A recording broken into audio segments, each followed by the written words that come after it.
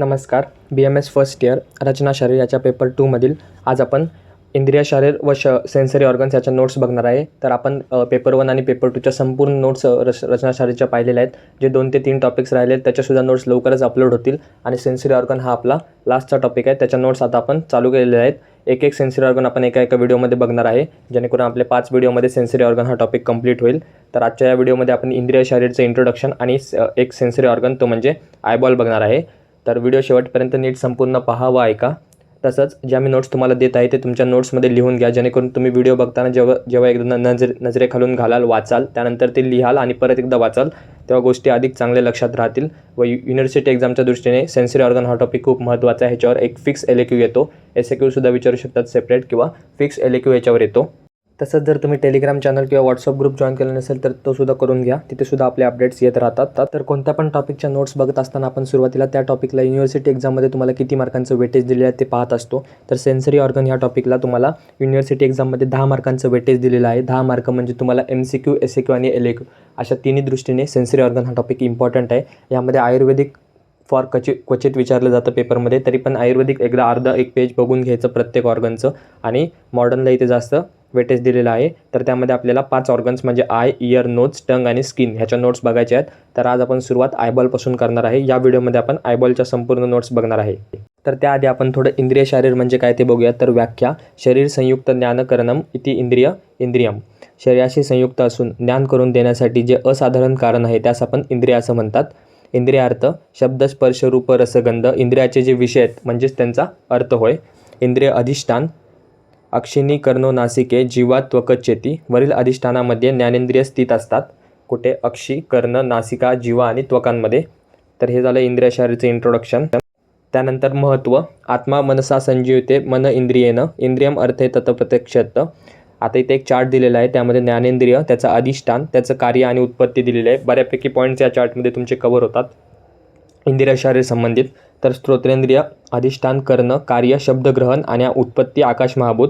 स्पर्शनेंद्रिय, अधिष्ठान, त्वचा, कार्य, स्पर्श, ग्रहण, उत्पत्ती आकाश व वायू महाभूत. त्यानंतर चक्षुनेंद्रिय, अधिष्ठान, नेत्र, कार्य, रूपग्रहण, उत्पत्ती आकाश, वायू आणि अग्नीपासून. त्यानंतर रसनेंद्रिय, अधिष्ठान, जीवा, कार्य, रसग्रहण, उत्पत्ती आकाश, वायू, अग्नी आणि जल महाभूत. आणि घ्राणेंद्रिय, अधिष्ठान, नासा, कार्य, गंधग्रहण, उत्पत्ती आकाश, वायू, अग्नी, जल आणि पृथ्वी महाभूत. तसाच अजून एक चार्ट आहे, त्यामध्ये आपण कर्मेंद्रिय, त्याची कार्य आणि उत्पत्ती बघू शकतो.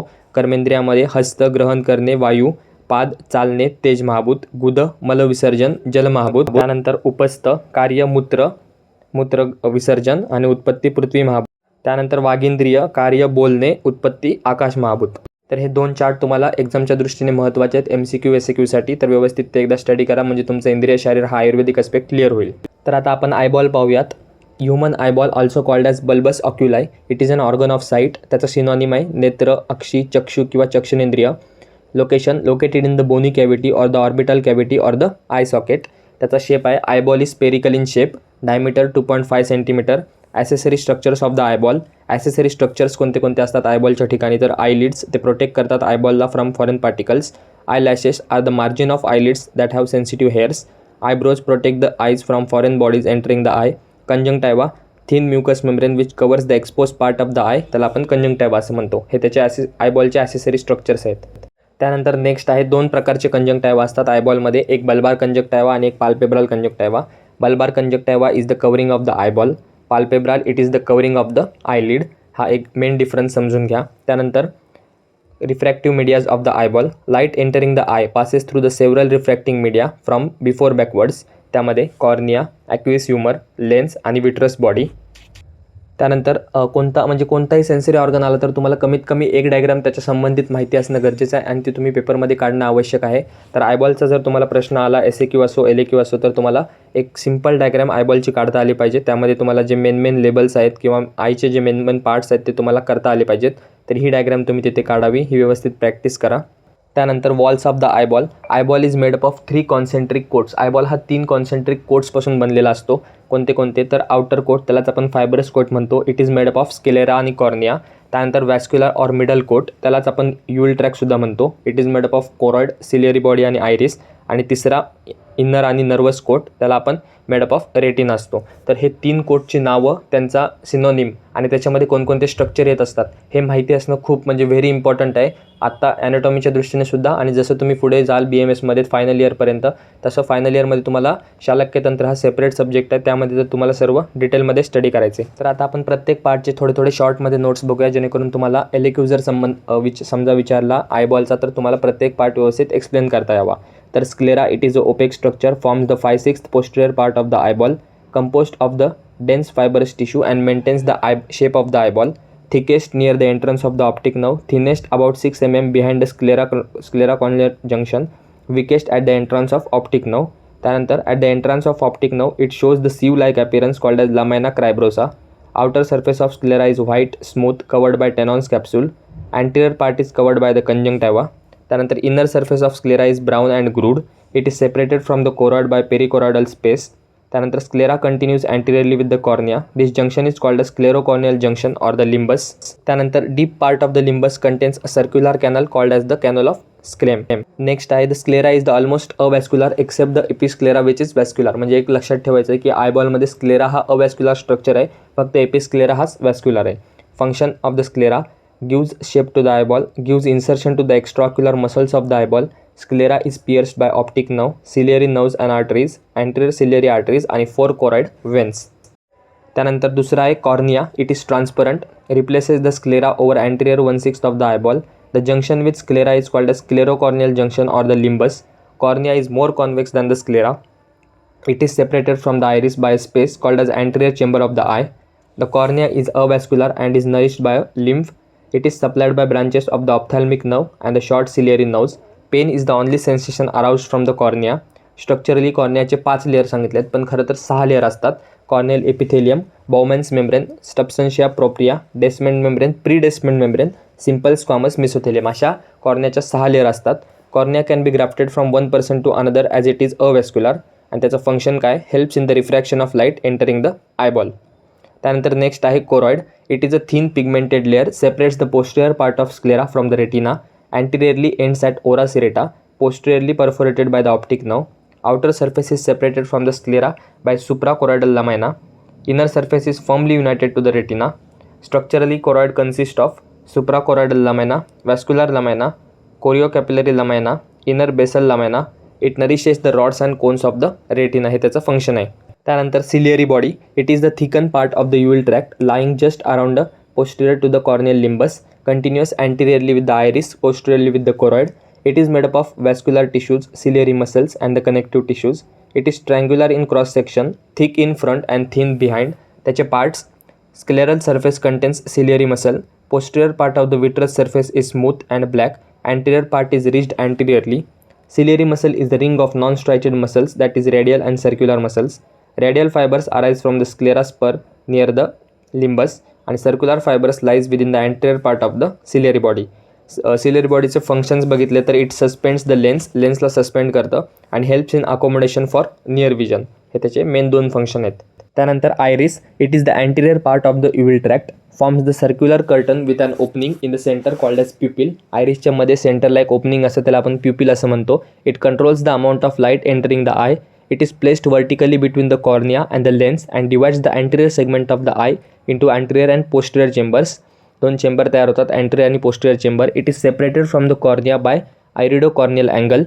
Anterior surface covered by single layer of mesothelium and posterior surface covered by double layer of deeply pigmented cells.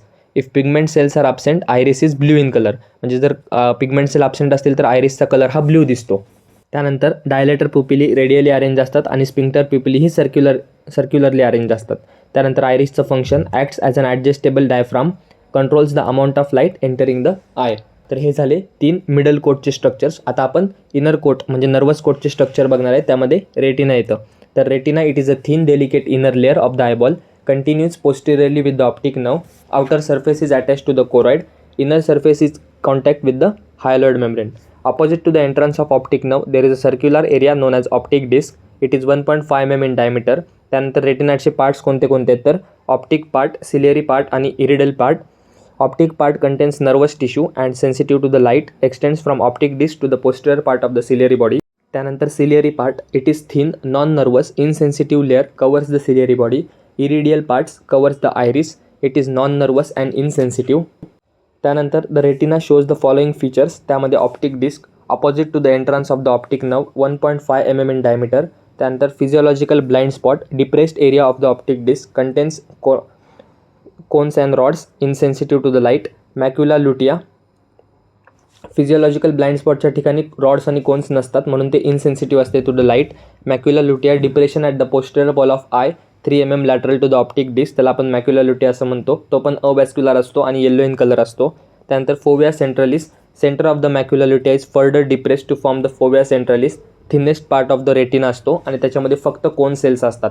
तर लक्षात ठेवा, MCQच्या दृष्टीने महत्त्वाचं आहे, फोविया सेंट्रलिसमध्ये फक्त कोन सेल्स असतात. त्यानंतर रॉड्स आणि कोन्स थोडक्यात बघून घेऊया. रॉड्स काय असतात तर respond to the dim light आणि तेच कोन्स काय करतात, respond to the bright light. म्हणून रॉड्सला आपण स्कोटोपिक विजन म्हणतो आणि कोन्स फोटोपिक विजन. त्यानंतर present at the periphery of retina rods आणि present all over the retina cons.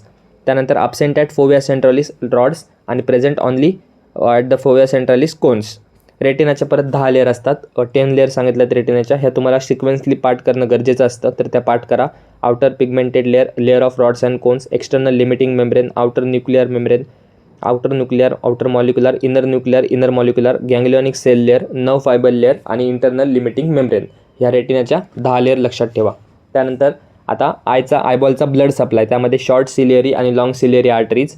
वेनस ड्रेनेजमध्ये डेन्स प्लेक्सस. नर्व सप्लायमध्ये long and short ciliary nerves. आणि क्लिनिकल ॲस्पेक्ट जर आयबॉलचा बघितला तर तसा खूप मोठा आहे, परंतु थोडक्यात 4 ते 5 पॉईंट लक्षात ठेवण्यासाठी इन्फेक्शन होऊ शकतं, इन्फ्लामेशन, त्यानंतर स्टाईफ, त्यानंतर ब्लेफ्रायटिस आणि बॅक्टेरियल इन्फेक्शन आहे आणि कंजक्टिव्हायटिस. हे 4-5 नावं तुम्ही लक्षात ठेवा. तुम्हाला सध्या क्लिनिकल अनाटॉमी जास्त महत्त्वाची नाही, परत नंतर तुम्हाला हे सेपरेट डिसीजेस स्टडी करायचे 3rd इयरमध्ये.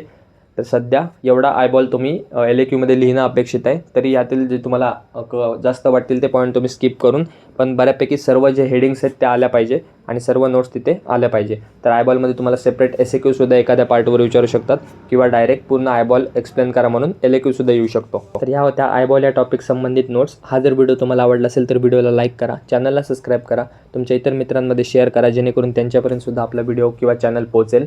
तसंच आपला आता रचना शास्त्राचा पेपर 2चा बऱ्यापैकी सिलेबस संपत आलेला आहे. बऱ्यापैकी म्हणजे सर्वच नोट्स मी तुम्हाला दिलेले आहेत. जे राहिलेले टॉपिक असेल ते तुम्ही कमेंट करू शकता किंवा मी स्वतः ते अपलोड करेल. तुम्हाला जर आणखी कोणत्या इतर विषयाचे BMS फर्स्ट इयर संबंधित इतर विषयाचे इतर कोणत्याही टॉपिकचे जर सेपरेट नोट्स पाहिजे असतील तर तुम्ही नक्कीच कमेंट करू शकता. आता आपण त्यावरसुद्धा व्हिडिओ बनवण्याचा प्रयत्न करू.